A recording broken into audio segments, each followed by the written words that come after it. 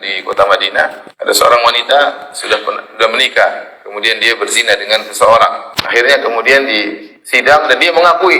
Saya terjemahkan kepada hakim dan dia bilang saya mengaku. Saya bilang, Bu, ini dosa akan dihukum. Dia bilang, Ustaz, saya siap dihukum, saya telah berdosa. Ya sudah, akhirnya hakimnya bilang, coba pergi ke hakim yang lain. Karena sebagaimana Aisyah alaihissalam waktu lapor, Nabi tidak langsung terima. Kemudian pergi ke hakim kedua, saya antar lagi. Di depan hakim kedua ditanya, apa benar telah terjadi perzinahan? Iya. Dipaksa atau tidak? Jawaban wanita tersebut tidak dipaksa. Suka sama suka. Apakah telah terjadi? Bahasa kita, ember masuk ke sumur? Iya. Bukan cuma setengah ember ya. Embernya tenggelam dalam apa? Sumur. Kata hakimnya, ya nanti lagi. Kemudian pergi ke hakim yang ketiga.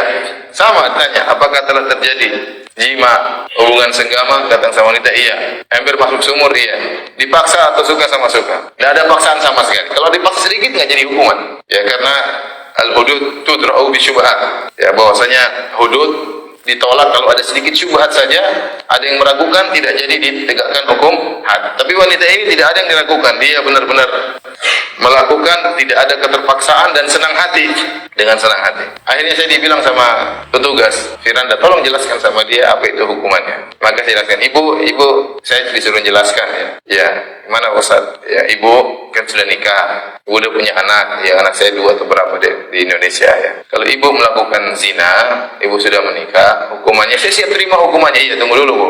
Hukumannya dirajam, lempar sama batu sampai meninggal. Oh, kaget ya. Akhirnya pergi ke hakim yang keempat. Terakhir udah 4 ini. Gimana Bu? Iya, terjadi perzinahan. Iya. Ember masuk sumur? Iya, ember masuk sumur. Dipaksa Bu? Iya, dipaksa. Nggak jadi akhirnya, nggak jadi. Jadi salah satu cara seorang ditegakkan hukum had dengan pengakuan, dan itu yang banyak terjadi. Demi Imratun Ghamidiyah juga, seorang wanita di zaman Nabi yang datang kemudian dia lapor kepada Nabi, saya hamil. Kemudian Nabi SAW mengatakan suruh pulang sampai anaknya lahir. Kalau anaknya lahir, dirawat dulu anaknya. Setelah itu baru ibunya dirajam sampai mati ya. Sampai waktu dia dirajam, maka ada seorang yang mencela ya wanita ini ya.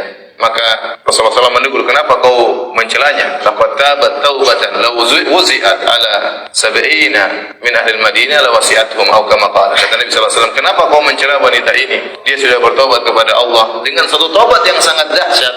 Kalau tobat ini dibagi untuk 70 orang yang semuanya pelaku maksiat, maka cukup. Ini adalah bahwasanya tobat juga bertingkat-tingkat. Tobatnya wanita ini sangat hebat ya. Seandainya dibagi untuk 70 orang tobat masih cukup, kata Nabi sallallahu alaihi wasallam ya. Ini pun terjadi karena dia mengaku.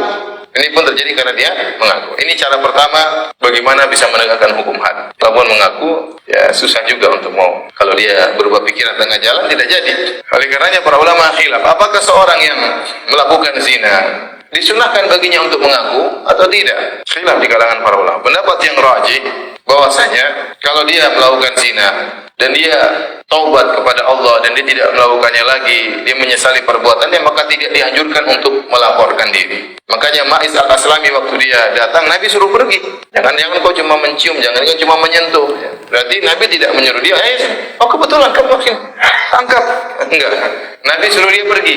Kecuali kata para ulama, seorang yang jika dia melakukan zina dan dia selalu melakukannya dan dia khawatir kalau dia tidak ditegakkan hukum had, dia akan terus melakukannya. Orang seperti ini yang terbaik adalah dia melaporkan dirinya. Dia melaporkan dirinya. Di tanah air kita tidak ditegakkan hukum had. Kalau dia seorang melakukan, maka dia bertobat kepada Allah Subhanahu wa taala. Tidak perlu kemudian dia umrah kemudian lapor di Arab Saudi supaya ditegakkan hukum had, tidak perlu. Sudah dia di tanah air, dia bertobat kepada Allah Subhanahu wa taala. Semoga Allah mengampuni dosa-dosanya. Judul full kajian di YouTube.